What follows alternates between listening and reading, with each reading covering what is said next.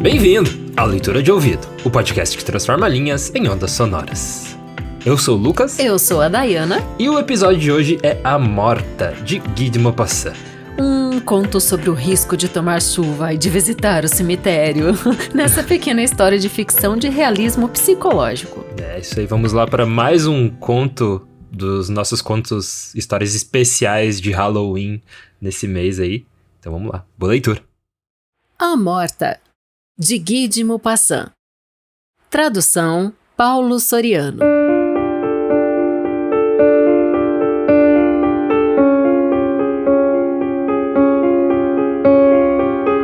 Eu a amei perdidamente. E por que amamos? É mesmo estranho ver no mundo somente um ser, ter no espírito um pensamento único, no coração um desejo, na boca um só nome. Um nome que se eleva incessantemente, que sobe como a água de uma fonte, do íntimo da alma à flor dos lábios, e que se pronuncia, que se repete, que se murmura continuamente por toda a parte, como uma prece elegíaca. Não contarei nossa história. O amor tem só uma, a mesma de sempre. Encontrei-a na vida e amei-a, eis tudo. E durante 1 ano vivi de sua carícia, no aconchego de seus braços, embalado por sua voz, iluminado por seu olhar, aprisionado, envolvido, ligado a tudo que emanava de seu ser, mas de tal maneira que não sabia quando era tarde ou aurora, que ignorava se era morto ou vivo, sobre a terra ou fora da terra. E ela morreu. Como? Não sei mais. Ela saiu numa noite chuvosa e retornou encharcada, e no outro dia tossiu por 1 semana, de cama. O que aconteceu? Não sei mais. Os médicos chegavam, receitavam, partiam, vinham remédios e uma mulher os ministrava. Suas mãos ardiam, a sua fronte estava úmida e quente. Tinha um olhar brilhante e triste. Eu falava com ela, ela me respondia. O que dissemos um ao outro? Não sei mais. Esqueci tudo. E ela morreu. Lembro-me ainda de seus suspiros tão fracos, os últimos. A enfermeira murmurou apenas: "Ah!" E eu compreendi tudo. Não soube de mais nada. Ouvi um padre dizer: "Sua amante." Parecia que a insultava, pois já que ela morrera, ninguém mais tinha o direito de saber disto. Eu mandei embora. Veio um outro, muito bom, muito meigo. Eu chorei quando ele me falou sobre ela. Consultaram-me a respeito de 1000 coisas relativas ao enterro. Não sei mais de nada. Entretanto, recordo-me tão bem do caixão, do ruído das marteladas, de quando a encerraram lá dentro. E ela foi enterrada. Ela numa cova. Vieram poucas pessoas, alguns amigos. Fugi. Saí a caminhar muito tempo pelas ruas. Depois voltei para casa. No outro dia viajei. Retornei hoje a Paris. Quando revi o meu quarto, o nosso leito, os nossos móveis, toda essa casa onde ficara, tudo o que resta de uma vida após a morte, apoderou-se de mim uma mágoa tão intensa que tive necessidade de escancarar as janelas e precipitar-me na rua. Não podia viver no meio dessas coisas, dessas paredes que a encarceraram e que deviam conservar ainda, em suas fissuras imperceptíveis, átomos dela, da sua carne, do seu hálito. Pus o chapéu para sair. De repente, ao transpor a porta, passei pelo grande espelho do vestíbulo, que ela mandara instalar ali para se ver todos os dias de alto a baixo, para ver se estava bem vestida, correta e elegante, das botinas ao arranjo dos cabelos. E me detive diante desse espelho que tanta vez a tinha refletido, tantas vezes que ainda devia guardar a sua imagem.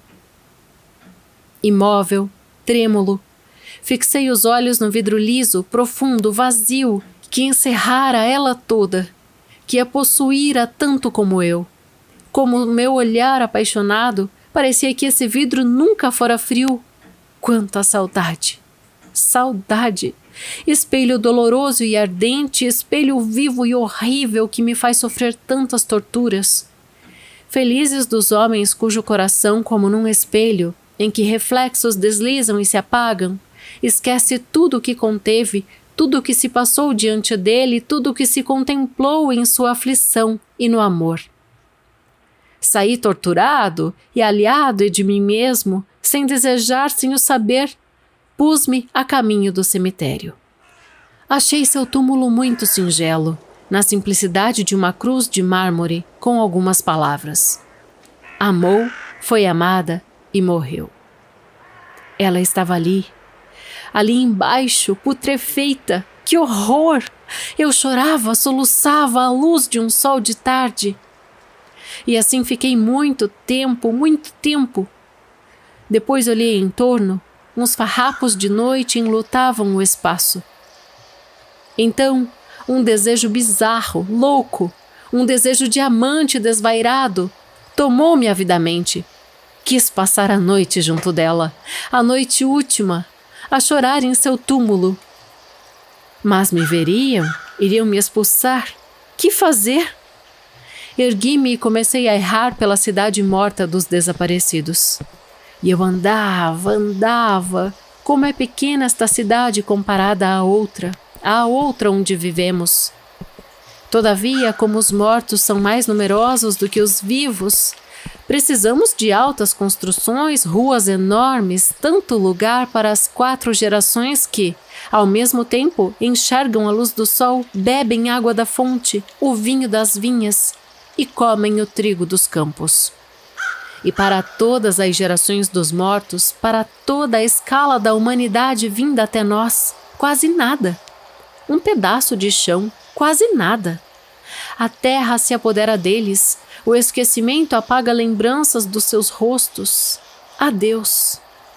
Ao fim do cemitério habitado, vi, de repente, o cemitério em abandono, onde os defuntos ressequidos de velhos acabam por se confundir com o solo, onde as próprias cruzes apodrecem e onde serão amanhã enterrados os que vierem por último.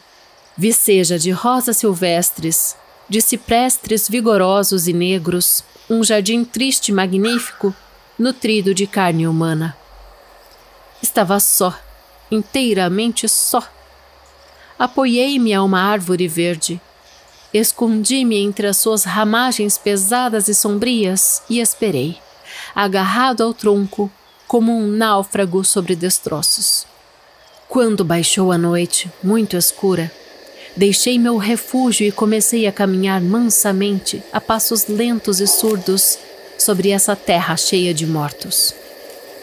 Andei a esmo muito tempo, não a encontrava. De braços estendidos, olhos escancarados, tateando as catacumbas com as mãos, com os joelhos, com o peito, errava sem a encontrar. Tocava, apalpava como um cego à procura de um caminho, apalpava lajes, cruzes, grades de ferro, coroas de vidro, coroas de flores mutiladas. Tateava nomes com meus dedos, correndo-e sobre as letras. Que noite! Que noite! Nem uma réstia de luar. Que noite! Tive medo. Um pavor alucinante nesses caminhos estreitos, entre as fileiras de túmulos e sempre túmulos. À minha volta, além, mais além, por toda a parte, túmulos. Sentei-me sobre uma sepultura. Não podia mais andar porque meus joelhos vergavam de exaustos. Ouvia o meu coração bater. Ouvia outro ruído também. O que era? Um ruído confuso, inexplicável. Vinha esse ruído no meu cérebro alucinado, da noite impenetrável ou da terra misteriosa adubada de cadáveres humanos? Olhei ao redor. Quanto tempo fiquei assim? Não sei.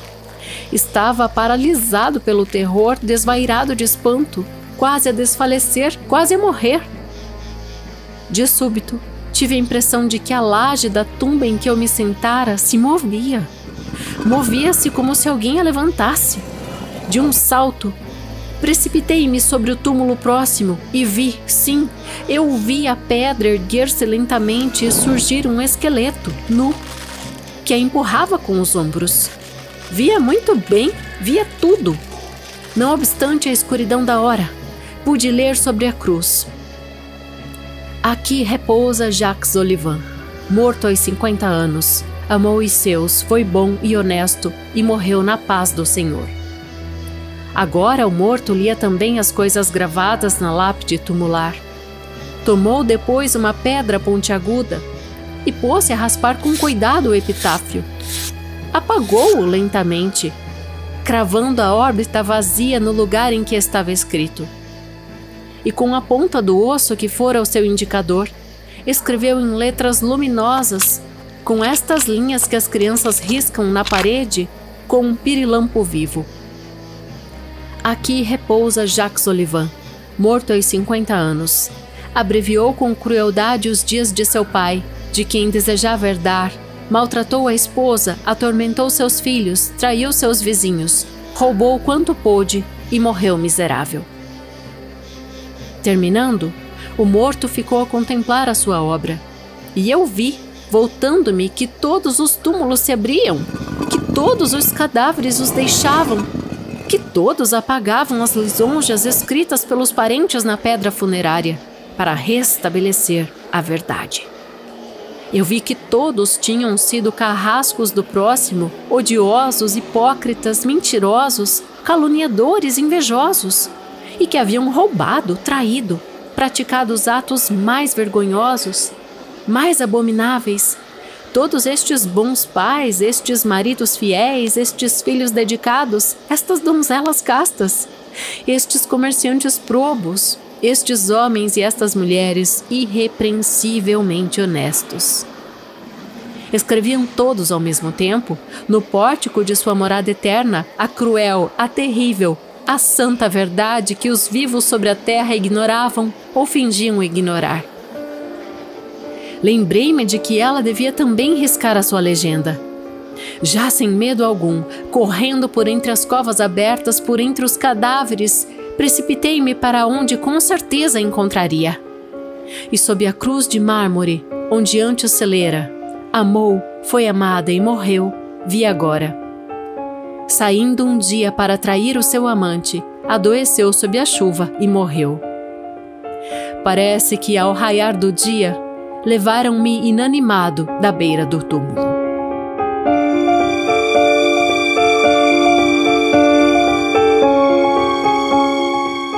E esse foi A Morta, de Guy de Maupassant. Os textos, assim, de horror, de suspense, têm uma certa predileção de se passarem em cemitério, né? E na chuva.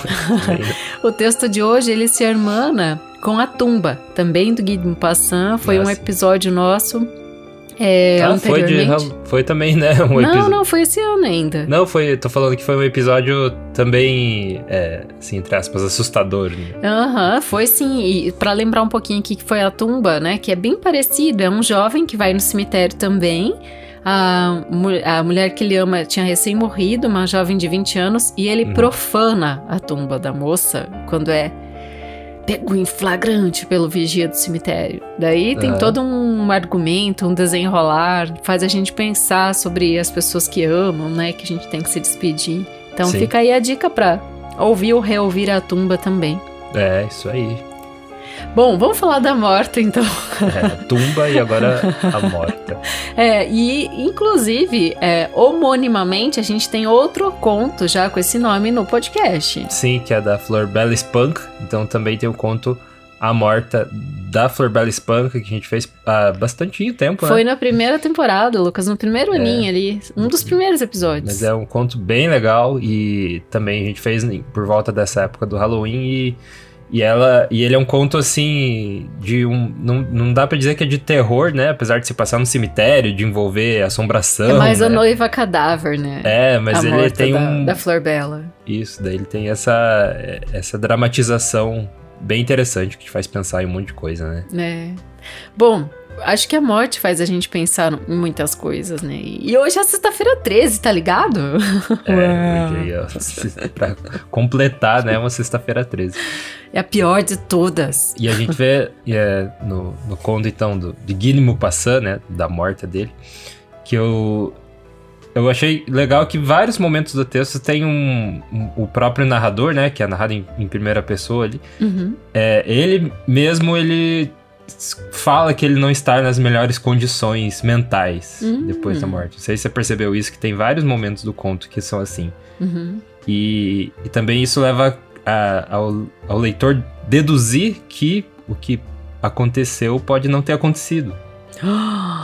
Que ele não estava em suas capacidades mentais mais, né? Tinha acabado de passar por essa tragédia. Muito bom você falar isso. E venha calhar com... Vai, termina, eu vou dizer. Tô empolgada. Se voltar e ouvir o conto novamente, você vai conseguir... você vai conseguir identificar várias horas que ele menciona isso, assim. Né? E que ele deixa essa porta aberta, né? Para um final diferente. Bonito, muito bom mesmo você falar isso, porque a gente fica intrigado, porque esse ato de ver fantasmas, né, levantar dos túmulos, que é bem explorado, assim, em horror, suspense e tal, mas dessa forma aqui, descrita por Maupassant, que era um discípulo de Flaubert, que foi fundador do realismo na França, a gente pensa, o conto é realista, né? E de fato, tem muitas características do realismo psicológico, e eu vou listar elas aqui, algumas que são parte do realismo e que estão presentes no conto, a começar por esse fato que você falou é bem interessante, né? Porque quem sabe ele estivesse divagando em devaneio e ele é levado no outro dia de manhã do cemitério meio desacordado. Porque a gente tá dentro de uma narrativa realista, né? Como você falou aí, mencionou. Mas ela se torna fantástica no final. Então pode ser que não tenha se tornado fantástico, pode ser que a gente ainda tava no realismo. Não é fantástico, porque primeiro que uma coisa que me espanta muito, assim, num texto como esse, que a gente que escreve fica pensando, né, que escreve e que faz filmes, nossa, daria pra explorar muito o medo. O texto encurta o medo, eu senti essa sensação. Ele encurta o medo porque quando ele fala que os cadáveres começam a levantar, ele não descreve esse narrador personagem que tá vendo, ele é testemunha ocular, né? Ele não deixa o medo transparecer na sua narrativa. Ele não questiona o insólito também em nenhum momento, né? Tipo, na verdade o insólito é uma coisa que normalmente não é questionado, né? Mas o medo, assim, não é algo crescente na narrativa, né? O cara levantou ali, tá apagando e tá escrevendo outra coisa. Eu acho que é porque também não foi o foco dele, né? Dar essa atenção pro medo, né? Ser uma narrativa sobre o medo, mas ser a narrativa sobre... No final das contas, você percebe que é sobre esse luto que ele tá vivendo, né? E essa loucura que ele pode ou não ter entrado. Interessante. É tudo muito direto no texto, e esse é uma das marcas do Guy de Maupassant, uma narrativa enxuta. Eu achei realmente bem enxuta, porque começa falando da moça e dele, e ela morreu. De repente, assim, pum. Né? Tipo, como se não fosse nada. E ela morreu. Né? Numa noite chuvosa, ela pegou uma febre, ficou doente e morreu. Então a gente fica sabendo isso de cara, assim, sem muita emoção. Nesse começo você acaba...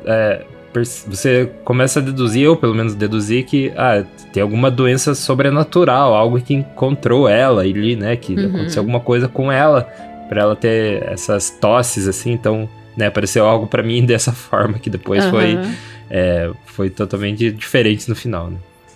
É um jovem casal, está casados há 1 ano, e ele se põe então a caminho do cemitério, mas antes disso, ele faz uma divagação que nos vai dar uma dica pro fim, assim, pro que ocorre no conto de fato, que é esse ato da mudança dos epitáfios, né? Então vamos lá. Primeiro, ele se detém num objeto da casa, bem importante, que guardou a imagem da moça. Você se lembra? Espelhos, né? Isso mesmo. Então, o espelho, por sua vez, na literatura, remete ao duplo, né? Então a gente tem, quando os mortos levantam e mudam o seu epitáfio para colocar realmente, né, esses irrepreensivelmente honestos, castos, corretos, bons pais, bons filhos, boas esposas, bons maridos, eles falam que não foram tão bons assim, então eles mostram sua verdadeira face ante aquela máxima que todo mundo que morre vira santinho, né? Então a gente sempre pensa de fazer um epitáfio bonito e tal, e todos lá estavam como a moça, né? Amou, foi amada e morreu. Era essa frase, até que ela traz essa mudança.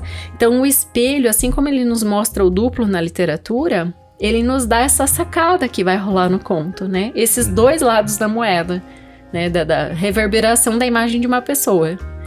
E foi muito legal que aconteceu primeiro com um morto aleatório lá, né? Isso. Que demonstrou, né, o que estava acontecendo, e daí te colocou essa ideia de que eles estavam colocando a verdade nos epitáfios para depois acontecer com os outros, né, e depois acontecer com ela. Até quando ele resolve, ele vê que todos estão fazendo aquilo e cai a ficha, ela também tá mudando dela, e resolve sair correndo, ali também a gente não tem uma exploração emotiva, assim, é tudo muito real. Ele começa a correr pelos túmulos por cima deles, passando rápido pelos cadáveres que estão ali fazendo seu trabalho de reescrever o epitáfio.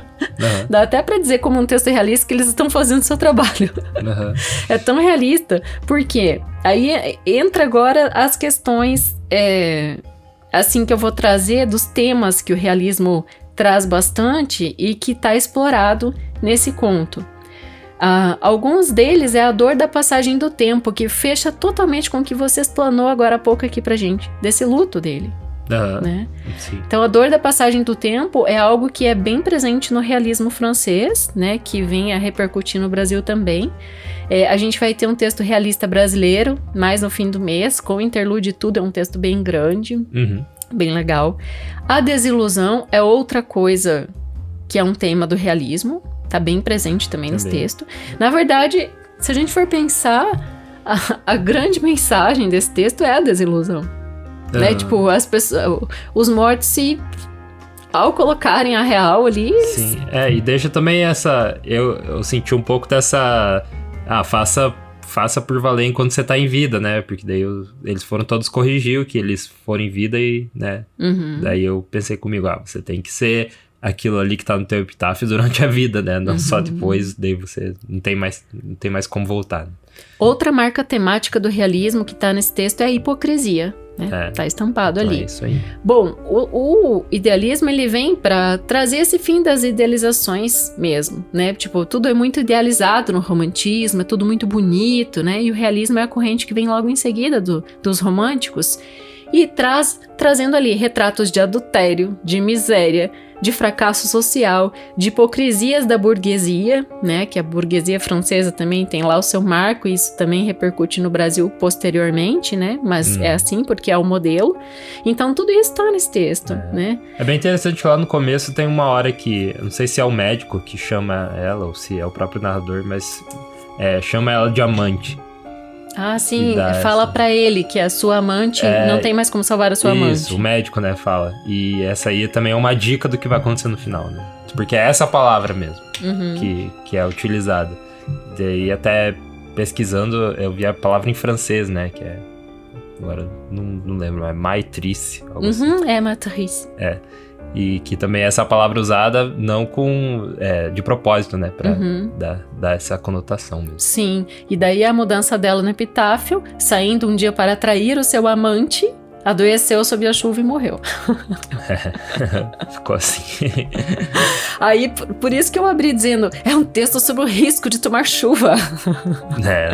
Então a chuva é bom.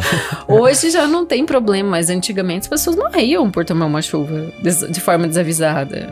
Pé no chão. Acho que... Não, mas é também um texto sobre o risco de visitar o cemitério. Se você tiver um certo distúrbio, como ele resolveu passar a noite junto dela, né? Esse que é o ponto, na verdade, do conto, também fala, né? Ali que passou, né, ali acho que há 2 semanas, né? Algo assim, que esse tempo que se passou, que também você leva a crer, ele pode não ter dormido direito todos esses dias, então ele realmente estava numa condição mental muito abalada. Né? E o que vem assim, da última pincelada, é um texto totalmente realista, é ele usar o termo, você falou das 2 semanas, né? Ela já está em estado putrefeita, né? Ela está putrefeita. Então, imagina, quem ama fica falando, ela tá apodrecendo ali a menina, né? Então, tipo, é uma coisa realmente muito realista, né? É colocado dessa forma pra gente desde o começo. E morreu, e isso e aquilo, e ela tá... Então, tá aí, né? O Guy de Maupassant, ele era... Vou lembrar a historinha, né? Então, a mãe dele, porque ele ficou órfão, né? A mãe dele se aproximou do Flaubert, que era primo dela, e o Flaubert tutoriou bastante o Guy de Maupassant, né? O Flaubert, que é o introdutor do realismo francês ali no século XIX. E ele estimulou... chamava ele de mestre, né? O Flaubert de mestre. Então, o Flaubert estimulou muito o Guy de Maupassant, ainda como jovem escritor, a entrar nesses princípios do realismo, né? E escrever desta forma. E foi assim que ele fez mais de 300 histórias curtas, demonstrando ali pra gente os valores e os ideais da época, né? Acho que o papel de um escritor de demonstrar, assim, essa hipocrisia da burguesia também é interessante, né? Então é isso aí. Tem muito mais sobre a biografia do Guy de Maupassant no episódio da Tumba. Fica o convite, então, pra você... Sim, a gente lá discorre sobre a biografia dele. Aqui a gente vai dar uma passada rapidamente, né? Mais falar sobre o conto. Então, se você quiser saber a biografia mais completa do Guy de Maupassant, você volta no episódio da Tumba que tá lá. Mas só dizer que ele morreu bem novo, né? Ele tava prestes a fazer 43 anos ainda, tinha 42, faltava um mês pra completar, e tinha essas crises aí, quem sabe vem, né? Como diz o Barthes nos fala da morte do autor, mas a gente sabe que tem sempre um pouquinho do autor em cada texto. Ele era acometido por muitos distúrbios, assim, motivados pela sífilis, nessas questões nervosas e tal. Então, o Guy de Maupassant, ele teve isso na vida, assim, porque ele tinha uma vida meio desregrada, né? Um comportamento sexual meio duvidoso, meio libertino demais. Ele tentou suicídio até, mas acabou morrendo de sífilis mesmo. Né? Então, teve este final aí cedo e triste, né? E parecido com as histórias dele. Então tem isso também. O menino, quem sabe, esse narrador personagem estivesse em devaneios, e o Guy de Maupassant também, né? Na verdade, ele foi uma paralisia geral em decorrência desse quadro da sífilis e outras coisas, né? Mas imagina, né? E novo, né? Foi bem novo. Mas mesmo assim, ele produziu muito, escreveu muito pros franceses. Ele é o cara, assim, que fundou, né, como se fosse a invenção do conto, dessa narrativa enxuta, é o Guy de Maupassant. Grande contista francês, né? Ele é o cara. E, inclusive, o Monteiro Lobato gosta muito do Guy de Maupassant. Lembra que a gente já fez Meu Conto de Maupassant? É um episódio aqui do Monteiro Lobato, que também está no nosso podcast. Sobre o Guy de Maupassant, não. É um conto... a moda Guy de Maupassant, isso, né? E bem legal. Tem o Théophile Gautier, né, da época dele, assim, mais ou menos, também, ou é antes ou depois? Mas eu lembro que os dois são, assim... Eu acho que é precedente, é antes. É antes, né, só que o Théophile Gautier tem mais humor, né, nas narrativas, um pouco mais, assim, eu acho. É isso aí, então, esse foi mais um conto de Halloween aqui no Leitura de Ouvido, de Guy de Maupassant. E se você quer ser um dos nossos apoiadores do podcast, nosso podcast ele é sustentado, né, financeiramente apenas pelos apoiadores. Atualmente é só essa a forma de financiar o podcast. Então é muito importante o seu apoio. Em breve a gente espera que o Spotify traga monetização também, né, pra gente poder rodar anúncio e tal.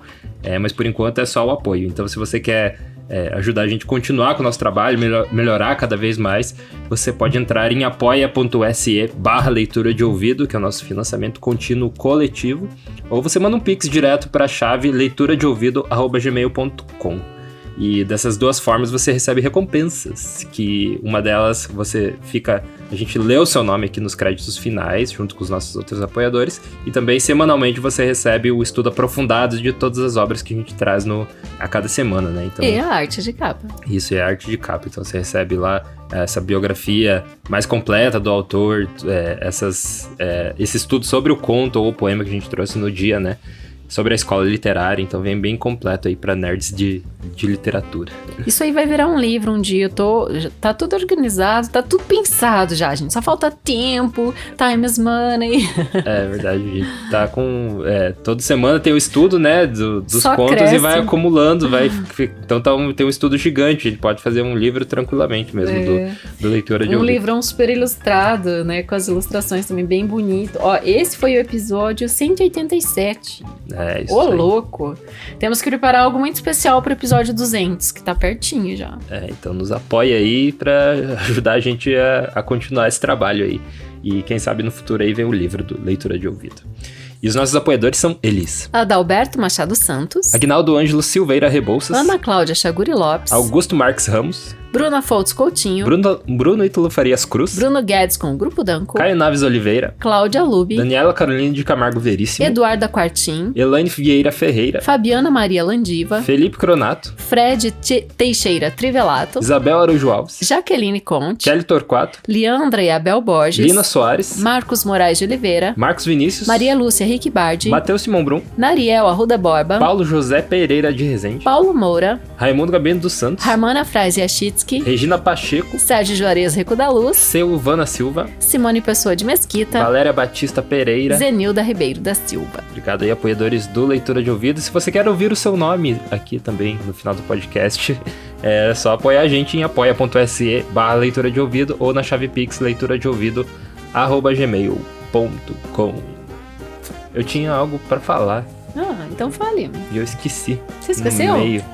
Você não ia correlacionar com algum filme? Lembra que eu te falei pra Não. pensar algum filme que tinha a ver com... Ah, eu tinha uma coisa aqui que eu tinha notado bem legal da análise. Aham. Me marcou muito nesse conto as repetições de palavras. Morta, morta, enterrado, enterrado, enterrada. Que noite, noite, noite. Túmulos, Nossa. túmulos, túmulos. Tem isso, né? Que também pode ser esse devaneio dele, Isso, né? Pode remeter a isso. muito bom. Eu acho que você matou a charada. É bem isso mesmo que acontece com esse personagem. Mas é legal que a porta fica... isso não fica, né, bem claro e só ele te dá essa dica, né? Então o legal é que fica essa interpretação, ele convida o leitor a participar, né? Isso que é bacana. Mas eu confesso que se você ler rapidinho numa primeira vez, você meio que não dá a bola pra isso. As pessoas levantaram no final e foi isso que aconteceu, Sim. né? Então é legal você escutar aqui sempre a análise do Leitura de Ouvido, que a gente abre, né? Às vezes uma portinha que tava fechada ali, a gente abre pra você. Isso acontece porque a gente fica íntimo do texto, né? São várias etapas que o texto passa por nós, pelos nossos ouvidos. A gente vai trabalhando o texto, colocando os efeitos. Daí estuda mais, né? Sobre o autor, a E esses corrente. autores, esses grandes autores, sempre tem mais do que parece ter ali, né, no texto. Então sempre tem essas outras camadas que é legal a gente trazer. É Então, bom demais. e todo episódio vai ter isso, né? Porque a gente só trata com esses autores grandes. Né? É verdade. Isso aí. Eu adoro fazer isso. Isso aí, a gente te vê. Na próxima leitura. Direção e narração, Dayana Pasquim. Edição, artes de capa e trilha sonora de abertura, de Lucas Piasecki. Produção, Roca Studios. Avalie no Spotify e na Apple Podcasts. Siga para não perder os próximos episódios. Inscreva-se em youtube.com/leitura de ouvido. Siga no Instagram Leitura de Ouvido. Fale com a gente no leituradeouvido@gmail.com. E a gente te vê na próxima leitura.